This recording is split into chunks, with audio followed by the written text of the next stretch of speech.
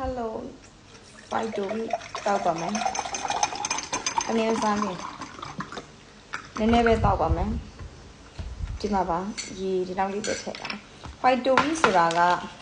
ဒီအားကြတော့လေအသေးယောဂရှိတဲ့သူတွေအတွက်လည်းအဆင်ပြေတယ်ပေါ့နော်အသေးယောဂရှိတဲ့သူလည်းအဆင်ပြေတယ်လို့အဲ့တလုံးနဲ့စူနေတဲ့သူဝိတ်ချခြင်းတဲ့သူအတွက်လည်းအရင်အဆင်ပြေပါတယ်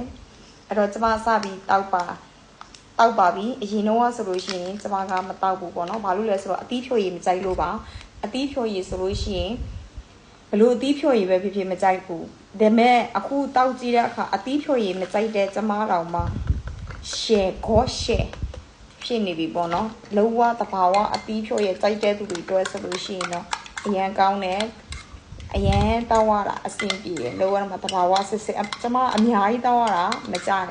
မကြိုက်တော့ဒီဖန်ခွန်းနဲ့လောက်ပဲတောက်တယ်ပေါ့နော်အဲ့ဒါအသေးနဲ့ပြဿနာရှိတဲ့သူတွေဝိတ်ချခြင်းတဲ့သူတွေကိုယ့်ရဲ့ဖေဖေမမေတွေထဲမှာအရန်အဝလုံနေတဲ့လူကြီးတွေဘယ်လိုမျိုးဝိတ်ချမလဲဒါလူကြီးတွေအတွက်လည်းအဆင်ပြေတယ်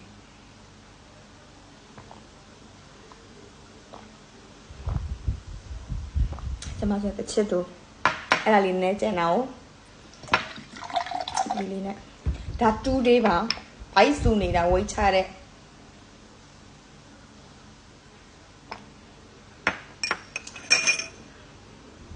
ယူရကအရင်ဝါတဲ့အထဲမှာပါဘူးဘိုက်တစ်လုံးပဲစုတယ်ပေါ့နော်အဲ့ဘိုက်စုနေတာဘိုက်ပြုတ်ဖို့အတွက်2 day ပါဘာလေးချစ်ခံမှလည်းမလုပ်ဘူးလေးချစ်ခံလို့ရတဲ့ရင်ပြင်းနေ15ထုတ်ပါဝင်တာဖြစ်ပါတယ်blueberry နဲ့ goji berry တို့ပြုတ်လုပ်ထားပြီးအသီးနှံတွေကြီးပဲလောကပြုတ်လုပ်ထားပြီးတော့အင်စလန်လူမျိုးတွေကအစာတောက်သုံးလို့ရတဲ့ဟာလာတစိမ့်တွေလည်းပါဝင်တာဖြစ်ပါတယ်